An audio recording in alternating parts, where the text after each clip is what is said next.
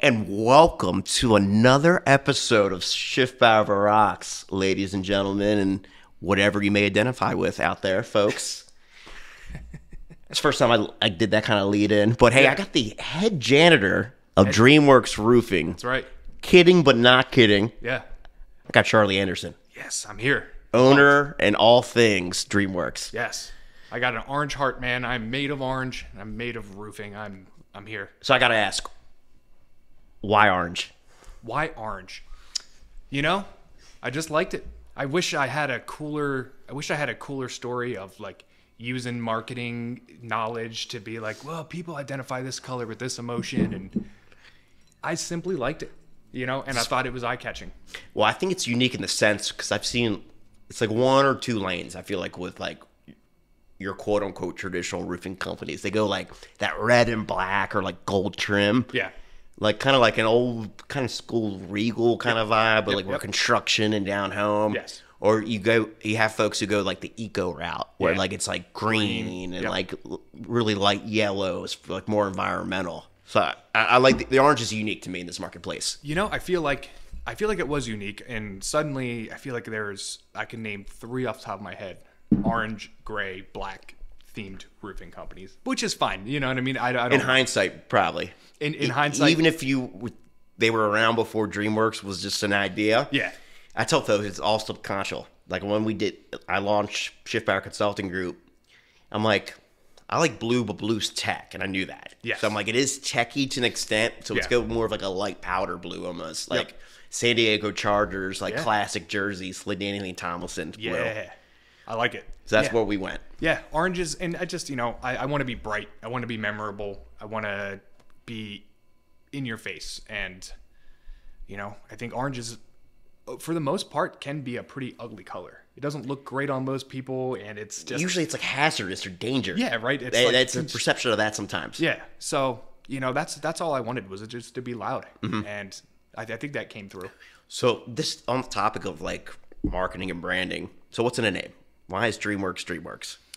Again, I wish we had a cooler name. I wish I had a cooler story for that as well. We'll get the behind the scenes on it. Yeah, me and my my partner at the time had started a company, and we actually called it Agility Construction Group because we didn't know what else to call it.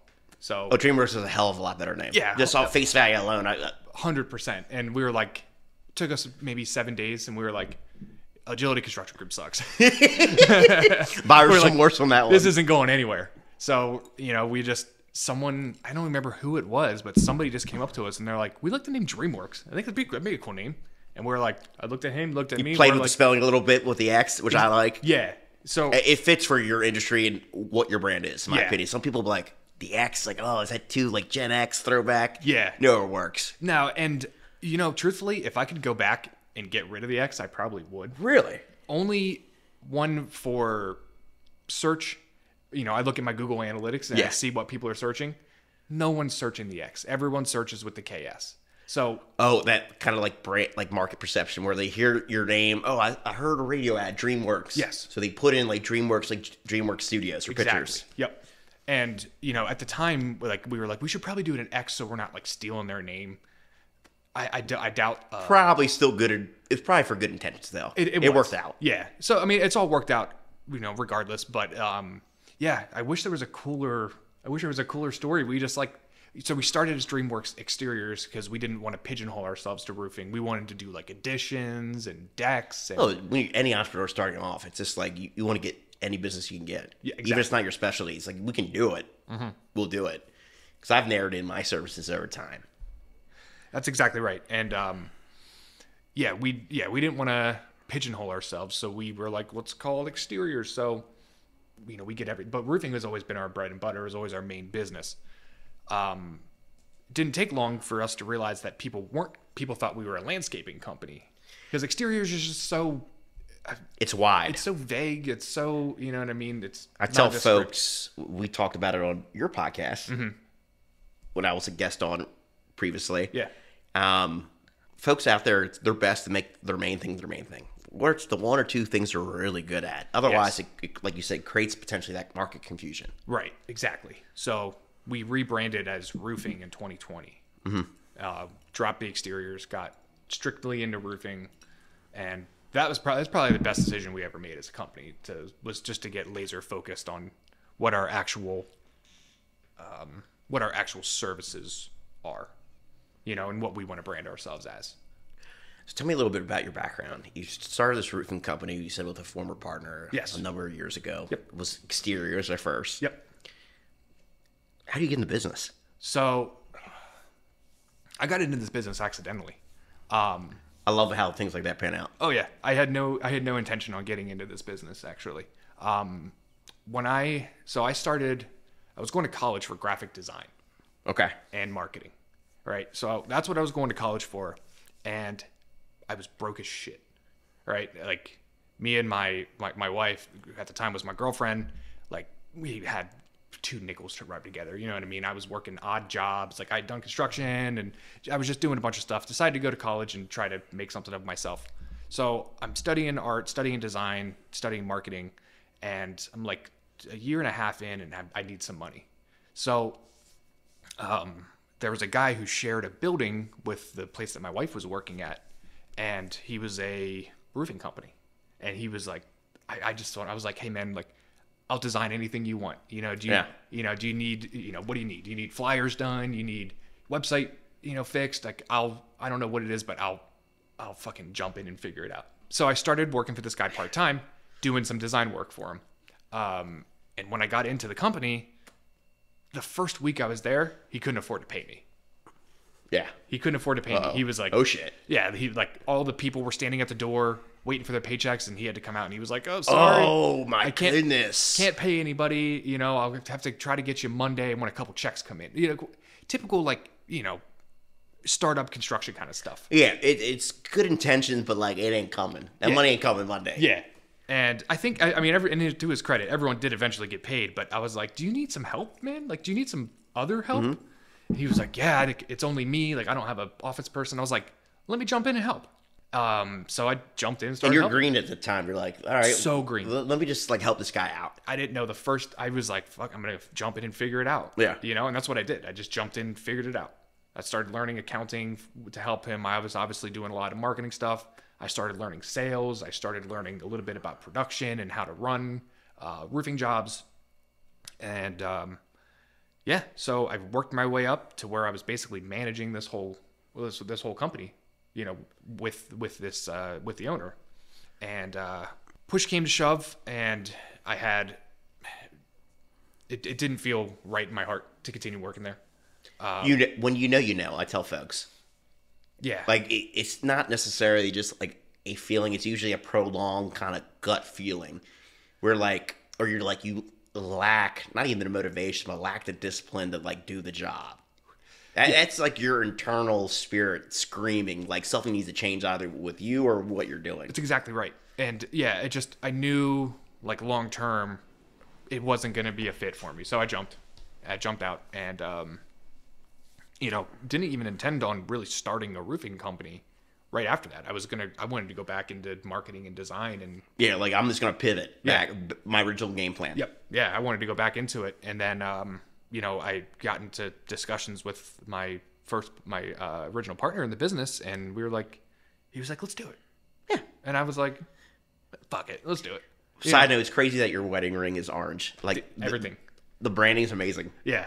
You're lucky I'm wearing pants because I got orange underwear on too. That's good. I try to orange out everything I can. Well, I'm not wearing my dad's shoes today. I'm wearing like my Yeezys. Yeah. I'm gonna say you had them Nike Monarchs on when you came up. Usually that's like my shtick, my little gimmick. People like know me for that. Yeah. So, like if I go to a networking event 9 times out of 10, Charlie, I'm wearing the dad shoes. Hell with yeah, like dude. little like over the top. Hell yeah. Event. Yeah, you got them burger grillers on. Oh goodness. Some weed whackers. Those things are awesome. The child support 9s. Yeah. Kidding. I like it. So you started this company. Yes. Where do you think it was going to go? Looking back on it now, when you first kicked it off, like you're going to business for yourself. So truthfully, I wasn't confident in myself and in our ability to lead and run a company. So I thought, It's like, we're gonna come in, we'll make a run at it. It's probably not gonna work, but we'll see what happens, right? It's Which is crazy to probably think it back in hindsight. It's like, why would I be running this company? Yeah. And being responsible for other people's livelihoods. Yeah. When I wasn't 100% certain. Right. But I think that's a tale as old as time where most entrepreneurs are too shy to admit or will never admit. Yes. Because I feel like every entrepreneur, business owner has had that feeling at some point. Absolutely. Or like, holy fuck, I'm in over my head. Absolutely. I feel like if you don't have some kind of thought about leaving it all at least once every few months, I don't know if you're doing it right or you're taking enough risk, or, there's, normal life as a non-entrepreneur or non-business owner can Stressful enough. It's stressful enough. It looks, but that normal life of working a 9 to 5 and not having to worry about anything else but yourself. Like in most cases, that 9 to 5, like folks clocking out today, we're recording this on a Friday. Yeah. 5 o'clock Eastern Standard Time. Yeah. They are not even really like obligated to answer an email till Monday. No. Some cases they should. Yeah. In some roles they may have to, but most folks who are an employee, like they're off the hook for 2 full days. Yeah, and that sounds awesome. And then they pick it back up. Mm-hmm. That sounds great. Sometimes you I would and love I, to. sometimes you gotta. I tell folks, you gotta almost be 27 on, Yeah. even if you are, more working on the business than in the business. Yes. You're still on. Yeah, you're still. I mean, I'm constantly thinking. I'll be sitting on my couch watching a movie with my kids and wife, and my wife knows my face. I'll have this weird look where I'm looking off into the distance, and she knows what's happening. But I forget where I left off there, what I was talking about, but. Starting the company is like, how would it pan out? Oh yeah, I said you had like that, like not imposter syndrome, but like, damn, is this really going to work? Yeah. So is this going to really work long term? The first few months, I didn't even take it seriously, like it was a real, That's crazy to think. And then my wife got pregnant, right? Had to be a wake up call. My wife got pregnant. You have 2 kids too. I have 2 kids now. Yes, which is great. Yes, they're awesome. But my wife got pregnant and unplanned at the time. Unplanned. Yeah. Sorry to my oldest daughter who watches this eventually. It was unplanned.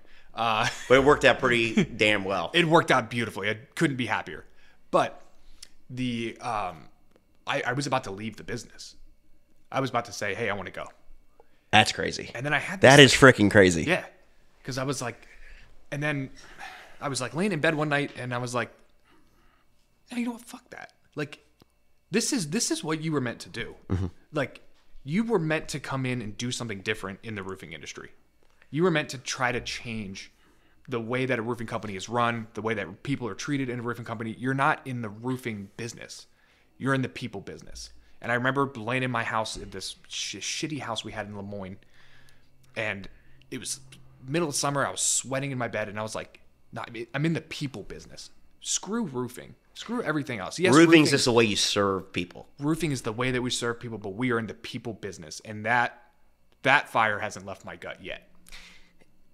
Switching gears a little bit, thank you for sharing that story, because this is the first time, ladies and gentlemen, Charlie's been in the other seat, hosts his own podcast. He told me before we're recording he's never been a guest on, so this is different for them, which is cool. I'm terrified. No, you're natural. I'm kidding. But in terms of brands as businesses, and brands as a whole, I tell folks, and it's just more, I think, the internal versus the external when I say this. The best brands are cult-like. Mm-hmm. They're almost like a religion. Yes. The owners believe in what they're doing on a day in, day out basis. The employees buy into it. Yes. They trust each other. Yep. And then the people who buy their products and services, it correlates. At April, it was a lull, this like scaling. Mm-hmm. I was like, whew, man, like I'm getting a little winded doing this. And I really feel like as an entrepreneur, this is really the reason I'm really bringing this up when you talk about like, fuck that. I got to get out of bed and do this. Right. In terms of being like offering something to your industry. Motivation only goes so far. Yes. To me, it's habits. And I think more importantly, it's not even me being religious saying this, is you have to have faith in what you do. Right. It goes back to like that cult like fever. Yes. Like even if something's flying off the shelf here, like you're spinning plates, you have to have faith that it's going to work out, and you put that work in. Yes. Yeah. To me, that was rise another like fire out of me recently, going through a scaling period. Absolutely. Yeah. I mean, you have to constantly remind yourself of your why. You know, you brought it home for me. Yeah. Well, might have to insert a clip. I had an Oprah moment on his show, ladies and gentlemen. What's your why? I knew that was coming. My why, I put it like this.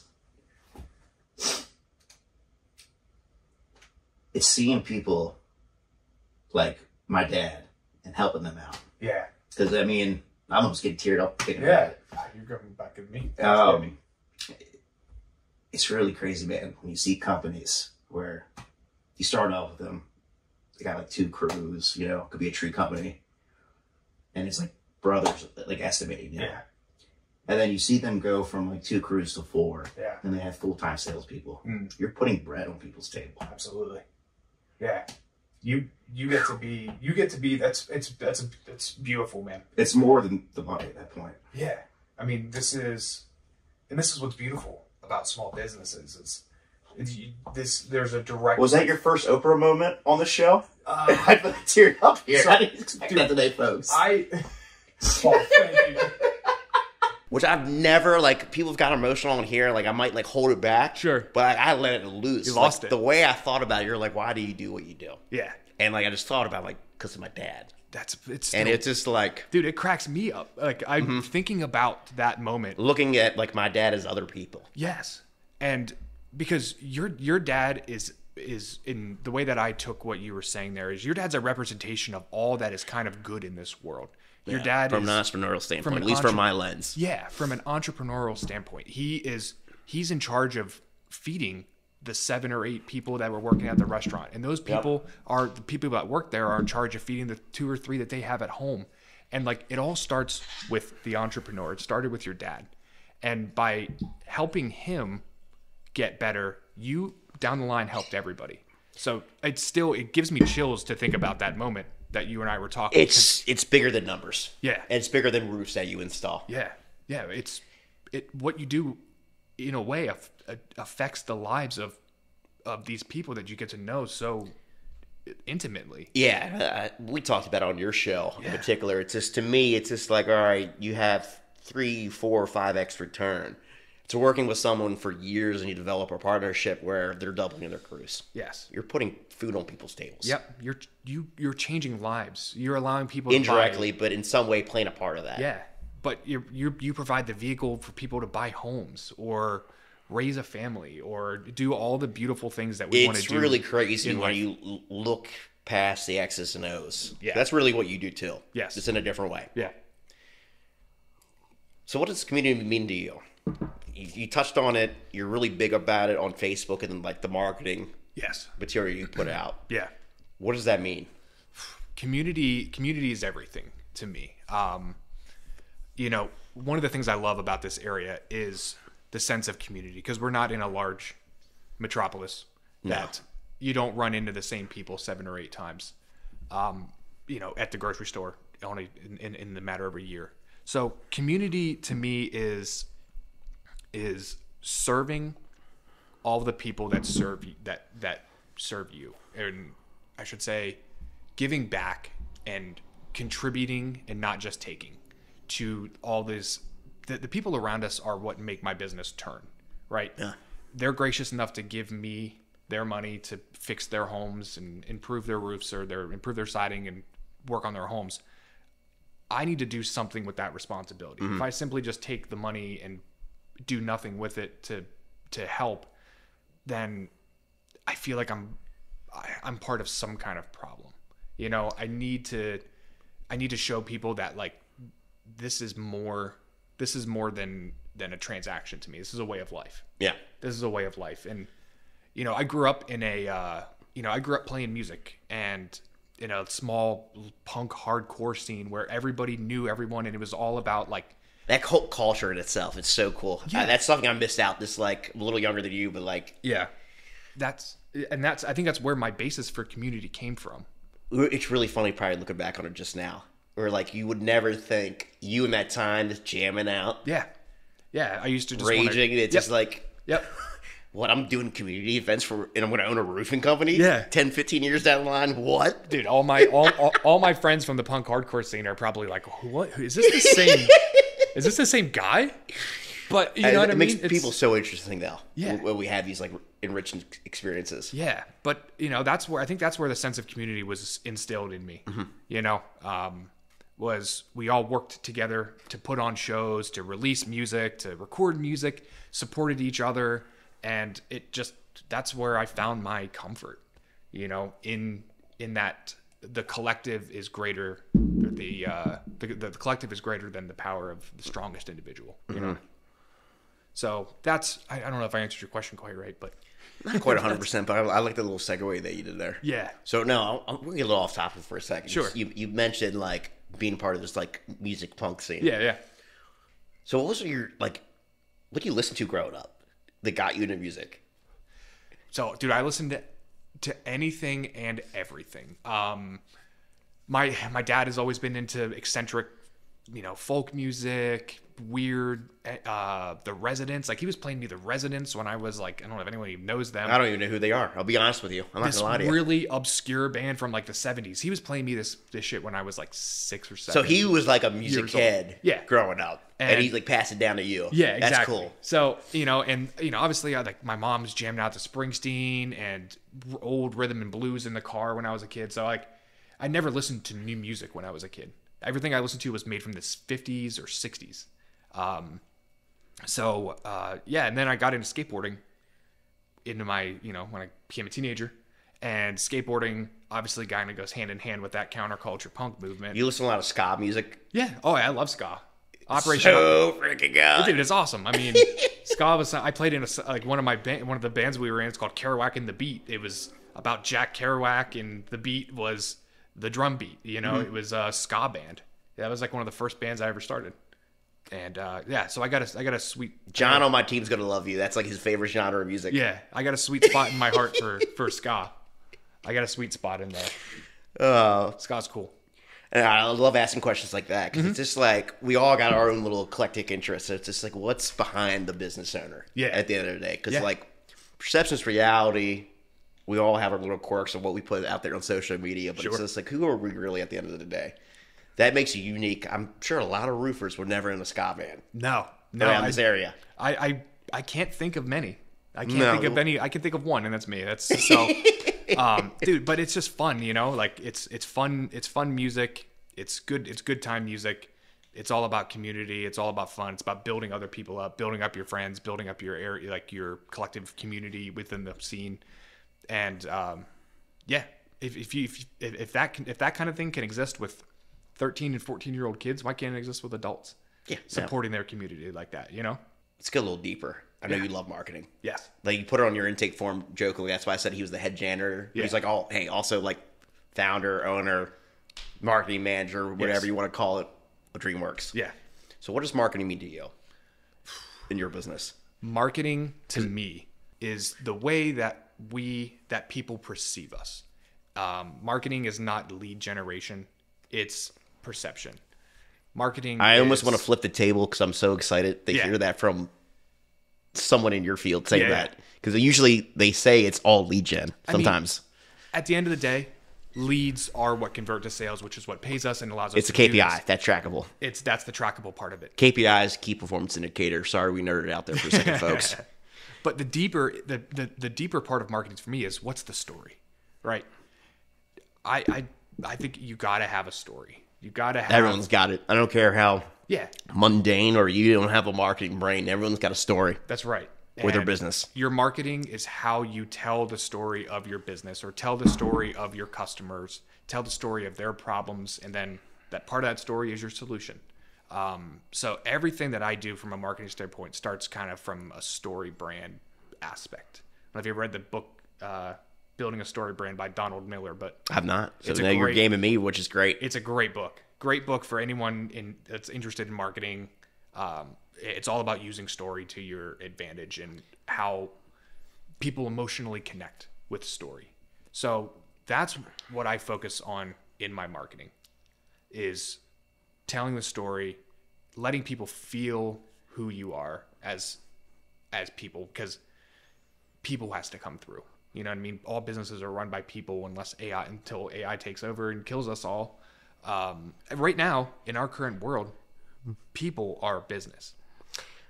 I know we touched on this subject, and I'm glad you're bringing it up because it's a nice like parallel to like the podcast I did with you. It really is storytelling at the end of the day. And all these automations that are just tools that are going to come and go. They might be around AI 10, 20 years from now. Yeah. But think about like the golden era of advertising before TV was a thing, before the internet was a thing. It's how you tell a story. What's the brand? Yeah. That has never changed. Yeah. I mean, you think back to all those, you know, you see those ads in like old Sears robot catalogs from the 40s and 50s. It's like, even those short ads were catching you with a story. It was like The long form copy. Yeah, exactly. It's like, Dreary Housewives. Do you need something to pep your wife up? Try heroin. You know, like, but like, that was. You're like, not wrong though, because like they literally pharmacists would like give out cocaine in like the 20s and 30s. Absolutely, yeah. Yeah, like, I mean, the ads are crazy. Now You just look need back at it. coke. You don't have Yeah, anxiety like- problem. Yeah, no, Which but- is like the worst thing you give someone who has an All anxiety you need problem. is, or just 2 Quaaludes in the morning and you're good to go. Like, Don't do drugs, folks. Dare. Yeah, no drugs. We said it once before on the show. We'll do it again. just, you might need a reminder, but yeah, I mean, Have everyone's the dare line pop up, Marty. Yeah, you know, everyone's been telling a story in whole time. in business, and whether you know it or not, if you don't sell a story as part of your marketing, I think you drive yourself towards being a commodity. You took the words out of my head and threw them out there. I was saying out of my mouth, but in my head, I'm like, commodity. Yeah. And you said it. I'm like, that's like, it really is, because it's a race to the bottom, Charlie. It's just like, you only can play the price game for so long. Where like, your margins get thinner, other people come around, and it's just like, what are we doing here? For sure. At the end of the day. Yeah, and that's gonna make you sacrifice the things that are in your business, right? Like your people or the benefits or what you're able to give them. Like maintaining that margin is integral. And you know, unfortunately, like I shouldn't say unfortunately. I shouldn't be apologized for that. But you have to make it bigger. If you're ever gonna make things better for people, you got to make it bigger. So you got to learn how to sell higher to make more money, and you can't always just cut costs. So how do you make more money? Build a better brand. Which is, it sounds so simple the way you said it, but going back to the entrepreneurial mindset, got flubbed up on the words there. It is Friday after all, ladies and gentlemen. But I was going to say, more importantly than anything, it's just like, which is so risky, kind of circles back to our initial conversation, how you got started. Yeah. It's thinking bigger than yourself.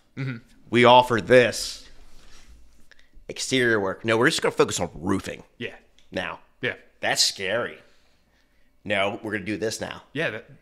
We're going to transition to this over time. Yeah. It sounds crazy on paper. But it's thinking differently to get you to another place that you haven't been before. Yes. Taking that assessed risk. Yeah. And it's, you know, to talk about, like, to draw on what you just said there, like, if you're in between, you're like, well, I don't want to stick myself with just roofing because I know how to do all these other things. It's like, pick one thing and do it really fucking good. Do it really fucking well. And Keep it simple. that's where keep it simple. You know, if you can create a repeatable process that keeps it simple and keeps it the level of service constantly raising up, you're no longer going to be that commodity. You're no longer going to fight. You're actually unique in the marketplace at that point. Yeah. Yeah. So it was tough, you know, switching to just roofing because it's like, what about all of our siding work? What about all the window work? All that shit didn't matter anyway. If we sucked at it, we should have been selling it. Did it in the first place. Yeah, we should have been doing it in the first place. Times like 2020, it's just like you grow in as a business owner, and you're right, starting this business off, and just looking back on it, it's like, no, lean into our expertise. That's right. What we do best. Yeah. It falls into your mission and core values. Exactly. Yep. So we were talking off camera a little bit, folks, earlier. Charlie's done something really well when he's building towards it actively with his business, where it's just like I'm going to pilfer the phrase, but he said it first. Yeah. 5 Mile famous. 5 Mile famous. Where like, especially like roofing, marketing, advertising costs are usually very high. It's pretty relatable for like HVAC, plumbing, electrical companies out there. Yeah. It's better to be 5 Mile famous than let's hit this whole county. Yeah. In certain retrospects. Yes. Where you can concentrate on really, we're going to be the best of this local area versus, even if we can service the whole area. Yeah. our like paid efforts are going to go here. That's right. For more bang in our buck. That's Yeah. our primary focus. Yeah, and it's especially true for social media. And sorry, I didn't mean to cut you off there. Oh no, that's great. No, we're getting excited. And it's especially true for social media as far as I'm concerned. Because, I mean, you know, take Dreamworx Roofing. We service any direction basically within 75 miles, you know? But in that 5 miles around us, that's where our community is. And I want, if everybody doesn't know our name, then I've failed. Because how much business are you missing by, like, how much business are you driving by on your way to that 70-mile radius? Yeah. Right? A lot. You're driving past a lot of business. So, and you can keep your ads cheaper. If you're only running 5 miles around, you can run a Facebook ad for $5 a day and hit everybody, right? Versus you're trying to cover all Cumberland County, and now you got to spend $75 a day. And then your lead costs over time, if you're doing it long term, it's just like you're in theory going to be cheaper just because you're hitting this local market Yes. really hard at that point. Yep. So yeah, 5 Mile Famous. Not my term though, by the way. My boy Joe Hughes, who's another great marketing mind, is responsible for that terminology. But I've talked with him several times, and he's instilled that in me. That like, I really like the way you worded it. Like, I got to bring it up on camera here. yeah. I know Barty's signaling for last call before any final shout outs. Okay. I got a final point. Okay, let's hit it. You told me the vision for Dreamworx, or potentially just the roofing industry in general. The convenience of getting a DoorDash order. Yes.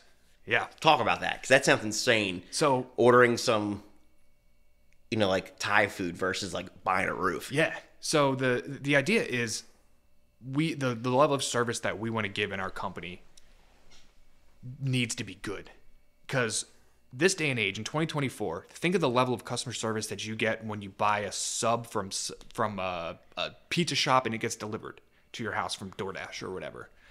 You go online and you order it. It's all super easy. You can customize everything you want, and then bam, you hit it. And then bam. The ease of use is just good enough where, like, Yeah. outside the in-person customer service, you get what you want 9 times out of 10. Yes. Sometimes you mess the order up, but hey, But sure, yeah. But you can track the driver. Everything is fully customizable, and you never have to lift your butt cheeks off the couch. We don't give that's for a $7 sandwich. Now a $7,000 roof. Why is the service so much less? Why does the service suck? So how can we take that same service that you get on your $7 and tailor sandwich to that kind of and put that into a $7,000 roof? which is insane to think. Yeah. But it's coming a lot quicker than we think, in my opinion. Sure. Yeah, absolutely.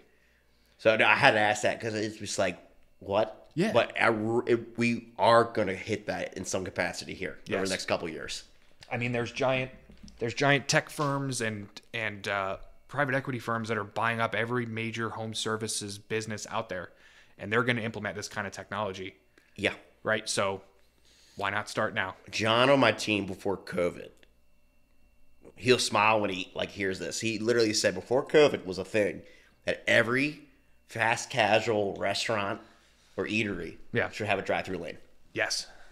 Yeah. What do you know? When COVID hit, Yep. every business that in that industry that kept afloat or gained sales had some kind of drive-through or pickup process. Yes. Yep. And if they didn't, they wish they had sooner. And some of them got it together real quick and were really, ingenious Yeah. in getting together. But it's just an extra leg of your business. Yes. Yeah, it really is. And but yeah, that's my goal, is give better service than the $7 sandwich that gets delivered to your door. Outside of the communal aspect, Yeah. what makes Dreamworx unique? You feel like in this area? What For makes, folks out there who might not know a lot Sure. about you guys. What makes us unique is the level of communication that you receive with us. Everything that we do is got so much detail, not an overwhelming amount of detail, but we put so much detail and thought into the estimates when we prepare them, with worst case scenario options, photos and videos to prove every single thing that we talk You about. touched on the photos when we had our podcast. I'm Yeah. like, I've heard of some companies in your vertical do that, but not many. It's ingenious for the consideration aspect of it. I would say our average job that we do probably has 200 photos accompanied with it that all get sent to a customer in this nice little portal link, because what we need is accountability. Yeah. we can't cut corners because we take pictures of everything that we do. Yeah, no, it puts your asses on the line in a good way, but like it's kind of bold. Yeah, if you want to call us on our shit, like we're providing you. Because like the worst case scenario in your field, from my experience with like the roofing industry, it's just like people will say, oh, we got this 5, 10, 15-year warranty guarantee, and all of a sudden it's pouring buckets in this roof 3 years later. Yes. Oh, we have a big problem, ladies and gentlemen. That's the biggest problem facing our industry right now, is that kind of thing. And, you know, how can we help bring some transparency and honesty to what's an otherwise kind of dirty and frowned upon industry like roofing? We can do it by allowing ourselves to be held accountable by our customers. We film everything that we do. There's a video inspection on every roof that we do. So that helps to make us different. And then, I mean, from there, you know, our installation crews, we have every new piece of technology that you can possibly have in the roofing industry to make sure that everything is clean, to make sure that that everything is installed the correct way, ongoing training. We have people on site all the time making sure that your questions are answered within like 5 minutes. If you ever have a question, there's somebody there or a phone call away. And they're all people that truly have your best interest at heart. And I mean that, like Jose had, I think, carried a pool table out of a lady's house, like by himself somehow. I don't know how that's even possible. I've had a Rick of Junk Monkeys was on here a couple weeks ago, and he's like, he told me some stories of like some of the stuff they haul. I can't even fathom that. Yeah. I mean, I can only imagine what they get into, moving baby grand pianos and shit, probably. Oh, he was on here, man. I'm like, I had to pop the question. Like, I gotta ask. Yeah. Give me the weird stuff. Yeah. They found a live grenade one time. Nice. And then like the sex toys and stuff. I'm like, of course. I'm like, someone's gonna get hepatitis. Yeah. In your field. Like, I hope you guys are using gloves. I hope you guys there. got gloves or a little bit of hand sanitizer for. But that's what makes, you know, Dreamworx really unique, is the level of care that we put into every single facet of our business, from our people to the way that we communicate with customers. I'm spitballing right now. Yeah. This could sound dumb as hell. Yeah. But it's almost like, imagine a tagline where you can sleep peace of mind at night. In terms of like your level of care and transparency. Yeah. Do you know what our tagline is? I'm not sure what you're going to angle at here, but go. Our tagline is literally, we install peace of mind. I thought that. I wasn't 100% sure, because I've seen some different wording on your website, your marketing materials. Yeah, it's not as. I probably should do a better job. This is where, you know. I like peace of mind though, because it's just like Dreamworx. Even if this was a name originally growing into a brand. Yeah. It's imagine you just go sleep at night. The most important thing is the roof. Yep. When you have a home. Yes. We install peace of mind. So it's just the fact that like you don't have to worry about it. You sleep at night, no problem. To me, it's just leaning more into that kind of messaging. Exactly. And sentiment, because that's what you guys do. Yeah. I mean, not only do you have peace of mind your roof's not going to leak, but if something goes wrong, we're going to cover it. We've never not covered anything that anyone has ever. That's pretty bold to say too on camera too. Yeah. This is testimony, folks. If you bring it to us and we fucked up, it's getting covered one way or another. Like, we stand behind what we do. We shot through a copper pipe on a house the other day. I don't know if you happen to see my video, but wasn't our fault. Customers wasn't at fault. HVAC company wasn't at fault, but there was a air conditioning line under the house that nobody could see. We shot through it. They went to turn their AC on. Bam, nothing worked. Customer's like, what are you going to do about it? And I had a moment where I was like, well, I shouldn't do anything about it. We didn't know it was there. But what we did was, I was like, okay, I'm going to send you a check right now under one condition. Can I come out and make a video about it and talk about it and celebrate it? And he was like, okay. They're like, yeah, easy. They're like, done, do whatever done. you want. Yeah. Yeah. But that's what our messaging is about. It's just the whole communal thing, like full circle. Yeah. Going back to it. It's all full circle, you know. You got to level with people too. I mean, we've worked with someone, kicked off with them late last year, just an ad campaign. They were working with a third-party vendor for the website. There was miscommunication about what the third-party vendor was going to do long-term. Yeah. And their site was down all of a sudden. And the third-party vendor said they weren't going to provide a backup for them, which I think was malicious. So I told them, hey, here's our bare minimum price to do this work. We're not going to bill you for ads for like 2 months. Yeah. We'll reset the clock of what we originally agreed upon, because this is FUBAR right now, the situation. Right. If you're willing to invest in this, it's going to be this fee up front. This is to get you right. Normally it costs almost double. Yeah. I'm doing you a solid right now because I don't want you like not having a website at all. That's the right thing to do. Not to like scare them off completely. Like all marketing companies are bad. Yes. But that was your opportunity to show. I'm just like, hey, like, all. man, like this is like a messed up situation. Yeah. Let's fix it one way or another. We'll reset the clock on what we're doing. We're not going to price for it, but we just need this for the rebuild. Yes. We'll build you a new site from scratch, one-on-one, bare bones, but enough for you to still rank a little bit. Nice. And get you rolling. That's perfect, man. That's exactly what you should have done. Just working with this guy who just got screwed over completely. And that happens, you know. One of the things I tell other business owners is I'm like, watch out for marketing companies. Oh, I joke. I've said on this podcast before, Charlie. I'm like, the worst salespeople in the world are used car salesmen at the bottom, car salesmen, realtors, and then marketers. Yeah. In that order. Yeah. I mean, I've been burned so many times. That's why I know so much about it now. I'm like, tell folks out there a little about your experience. What's some red flags for marketing vendors out there from your experience that you're willing to share? Okay. So that's a great education piece. Yeah. So red flag number 1, do you own your website? Do you own your URL? I am big on that. And I tell folks, even if we help them set up, I'm like, even if we help you set up, we're transferring this in your name and your payment information. I don't want to touch it, even if you're not going to do it. We do it on your behalf. We're transferring it all over. Yep. Because like legally, we do not own any of this. Yes, and there's a lot of companies out there. A lot of companies even this will day do that. in 2024 when this is recorded. They will do that, and I knew a guy. He was another local roofing company owner, and I met him at a conference. Or like they just like, oh no, we own your IP. Yeah. Or intellectual property for folks with the jargon out there. Yes, they owned everything. They owned his phone number. They owned his website. That's scary. The hosting. So that's extremely scary. When he went to leave, he wanted to change vendors.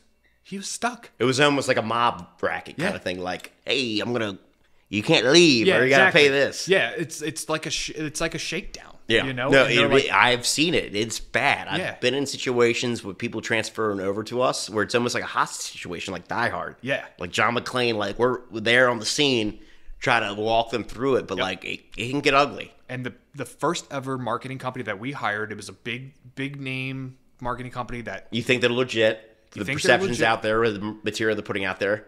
Luckily, I owned the website, but I had them do some SEO, and basically they wrote, I don't know, 20 pages of content over the course of like 2 years, which isn't much. But when I broke up with them, they took the pages. I ran into that. They took the pages with them. We them. worked with... This wasn't a roofing company. This was an exterior company, more like landscaping, hardscaping. Mm-hmm. They were working with this like kind of like niche marketer. He does a lot of seminars, content. He looked legit on paper. Sure. Like me and my team like did their site. Like, hey, we just want you to run like this Google Ads. We have someone running our website. Cool. Copacetic. We can work as long as you give them clearance of what's going on. Yeah. We got under the hood and like, you got defrauded, essentially. Where like their business was in shambles in terms of organic ranking. They weren't ranking at all. Yeah. Where they promised all this thing. And I'm like, it was scary because of how much marketing material they put out where they look legit. Yeah. Charlie. Yep. But it was a fraud. Yep. And that at least in that case, but it was like blatant. Like I'm thinking like, I hope this is not for every client they work with. Oh God, I hope not. Because that was my second part. That same website company would give me a report. It was their own curated data that said, we have you, you're ranked #1 on Google. And I'm like, fuck yeah, I'm ranked #1 on Google. But they didn't tell me what search terms I was ranking for. Yeah. Right? We were ranking for roofers in Sharmanstown, PA. It doesn't make sense for you at all. Do you know how many roofers were in Sharmanstown? One. It was us. That was it. Yeah. It was irrelevant. Yeah, it was irrelevant. Or we were ranking for a bunch of shit. Not really your core market area either. No. Yeah, so... Like, that's great, but, like, you're just sharing me a good result that makes you look good. Yeah, exactly. And it was just them fluffing their numbers. And I finally got wise to it. And I was like, well, no, of course I'm going to rank as #1 roofer in Sharmanstown. Because there's the only one! I'm the only one in Sharmanstown. What about roofers in Mechanicsburg? That's my primary market. Yeah. And tell me why I'm not ranking and what we need to rank. Yeah. And then that's a realignment expectations. Yes, exactly. And that's okay. Yep. We talked about it before. Just like, if there's something going wrong where like, okay, your expectations are a little bit of a hill, or like let's say like a vendor on the marketing side oversold you or undersold you, you need to have that conversation. What's good, bad, or ugly? Yes. I've had those conversations at times with folks, very few. Yeah. But like, I literally say like, I don't like having these, but this is what's going on. But it needs to be had. Yeah. It needs to be had. Like this is messed up, or like we messed up sometimes. Very minute. Yeah. But sometimes you drop the ball. You have to own it. And if you don't own it, Yep. get lost. I'd rather lose business owning it than like Same. trying to like spin it around saying, no, you can't run a business like that. Never. That's why every time we make a mistake, we film a video about it. If it's a major, That's bold. if it's a major mistake, like when we shot the nail through that pipe. Well, it's good made for a you video and your about it. internal team too. It's just like, this is what not to do. Yeah, exactly. This was a challenging situation. Yep. We had like a crew go out and do. Yep. Yeah, and I don't do it for every single screw up because that'd be a lot of videos. But it's my favorite video to do. My favorite video to do is, What makes you and your team better? yeah, exactly. Because I don't care how many people you're servicing, you're going to have some weak points. Yeah, absolutely. There's going to be miscommunications. We're going to squish some flowers. There's a macrame owl outside. It's going to get, you know what I mean? Like something weird like that is going to happen. And it's not a matter of if this stuff is going to happen. It's what do you do about it?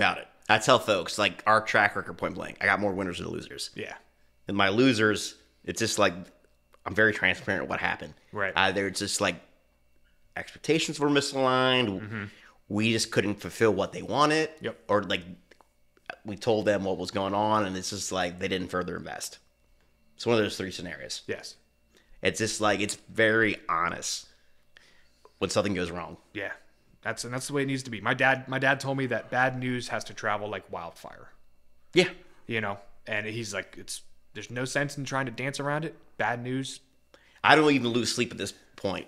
Yep. Charlie, we had a situation with a client we're offboarding at the end of the month. I gave them the terms when we started. Yeah. Your website's FooBar. Okay, well, we just want to run ads and get access and like we'll do an audit. Yeah, yeah. Like I told you about our 90-day home field advantage. And like their website was FooBar. They had a bunch of malware things that came up. Yeah. Not to give away the client. Okay. We already said this is going to be a problem. Yeah. Before we sign, we should do a web update. No. They didn't want to put the investment in for the web update. We just want the leads. And it went afoul. Yeah. So they would say something bad about us. We communicated. We were proactive. I didn't bill them. We went in and debugged their site multiple times. Nice. They just don't want to continue to say they're going to take it internally long term, which is fine. Yeah. But if they would badmouth, majority of our clients have never experienced that. The only time we've had a situation like that is one other time was similar to them. That was lesser because we didn't build the website out. Yeah. And we're taking it over for somebody else. So you were And we weren't even getting paid to maintenance the website in that regard. We just had like access to their hosting and their site. Yeah, yeah. We went in unpaid and did work. Yeah, so you had I don't even worry about reputation like that at this point. Yeah. Like this is what's going on. Yeah. And I told him like it was one of those tough conversations. Like I gave him like a video loom overview. This is what's going on right now. Mm-hmm. Good, bad, and ugly. I don't like making this call. But someone's got to break the bad news. Hey, it is what it is. Yeah. I can live with it though. Yeah. I've realized as an entrepreneur, because I'm out there very visible, my personal brand extension of my business. People say like you got to guard your reputation like your life. Yeah. And I do agree with that to an extent. Mm-hmm. But to me, that's secondary at this point. It's your character. Who do I want to be? Who do I want my business to be long term? Yep. My character and how I operate is going to change over time. Yes. The reputation I've had with certain folks, they might not view me the best like long term. Mm-hmm. Not even maliciously. It's just like we're changing expectations on how we do things. Yeah. For myself and others. You're going to have some waste. Probably same thing in your business over time. Oh, yeah. Employees probably especially too. I can only imagine. It's like, hey, it's a new standard. You probably had to let people go, I bet, over the years. Not many, but yes. Yeah, I know what you're saying. In that regard. In that regard, yeah. Whereas just to me, character is more important, not even just as an entrepreneur, but as a person than reputation. Absolutely. And some people are like, you're out of your mind. I mean, no, it's who can I sleep with at night? Yeah. Knowing who I am and who I want to be for other people. Yeah. In a positive fashion. Yeah, if you... It might be a little churn burn here and there, but it's just like having those open conversations about it. Sure. Yeah, if you can't look in the mirror and look at yourself and say, I didn't let that person down, I'm not going to let anyone else down, because if you're letting yourself down, then you're going to be letting down anybody else. You're letting down more people long term. Then Exactly. you lead on to believe, like, man, I let this guy down, but that's who you were. Yes. And you can't be that person long term. Right. You can't. Yep. So if you stay true to your character, I think all else falls into line eventually. Correct. That was a big learning experience for me over the past couple of weeks at the time of this recording. Yeah. To me, it's which is crazy because that's the old school thing, your reputation guard with your life. It's character. Yep. It's character. So you look in the mirror at the end of the day. It's good. It's good. It's good stuff, man. That's what I live. That's what I live by here. So I know we're going over. What's the thing you're most excited about right now as we wrap up? God, I'm so excited. There's so much I'm excited about. I'm excited for my company's future in our ability to communicate with customers. We're working on some really cool things right now. A new video studio that we just put into our office that we're going to use to shoot content for our customers, shoot podcasts, obviously. It's basically an all-around media center for us, for all things reaching out for Dreamworx. That's what I'm really, really excited about right now. That's the marketing guy in you. Yeah. Like getting giddy about it. Oh, dude. But to me, I think it's a huge value add with who you are and what your business is. Yes. How I know about it. Yeah. And we made an investment in ourselves on, we want to communicate with people differently. Here's how we're going to do it. And we actually did it. We put the cameras in place. We got nice microphones. We got professional quality level stuff that we can now spread our message with. And that's what I'm excited about right now, is just shouting it from the rooftops as much as we can that, like, we're here to help. Fuck the money. People before profit. Like, we want to help you. We want to help you. Are you familiar with Adam McAllister and Rob Myers? I know the names. They literally, their slogan is people over profit. Really? Nice. As real estate agents. They own their own boutique agency as an extension of EXP. Uh-huh. And that's their slogan. People People over profit. I mean, that's the way you got to. Because at the end of the day, they're like, yeah, we're real estate agents, but it's a communal aspect. Yeah. I've had Adam on twice, and then Rob came on as a follow-up. Yeah. Over the years. But, like, that's them. We're like, they're quirky. They're not for everybody. Same thing probably for you and, like, other people, which is fine. Yeah, yeah. But it's at the end of the day, that's how they roll, too. I was talking to my business partner, Moses. They actually have a lot of orange in their logo, too. Do they? See, everyone's jumping on the Dreamworx bandwagon. My partner Moses said it. He said it the most eloquent way I can put it the other day. We were having a little interview, him and I, and he said, "Profit is a product of caring." Yeah, he's not wrong. And I always tell people, like, money you receive is a byproduct of the value you serve. that's exactly right. And It's a byproduct. Yeah, and that is not reversible. Right? That is not reversible. You cannot Do the service or promise to do the service, and then, like, people trust you to do it, and then you get the money in return. Yep, that's it. So you put good out, you're going to get good back in. Correct. I'm terrible at smoking cigars too, by the way. Well, you saw me. I just sheathed that thing. I smoke them like it's like a laundry list. Dude, I'm like, luckily this camera's sitting here watching me struggle keeping this thing lit. I have no idea what I'm doing. Well, Charlie, it's been an absolute pleasure. Yeah, this has been fun, Paul. It's been a fun, like, follow-up. I was on your show. Now you're on mine. Your podcast is way funner than mine. I'll Yeah. put it that way. You're getting your legs with yours, dude. I told you. Like, you're feeling it out of, like, it's whatever you want to be. This took years to figure out how I wanted to do this setup. Yeah. And me getting more comfortable, like, interviewing people, like, right now than I am you. Yeah. No, this is a great setup. I mean, you're in a super cool place. You're supporting a small business by being here. It works. This all resonates with me very well. It's fun. Plus, I like bourbon. So, On that note, well, cheers. We'll wrap it up, folks. thanks, Paul. Appreciate it, man. Take care.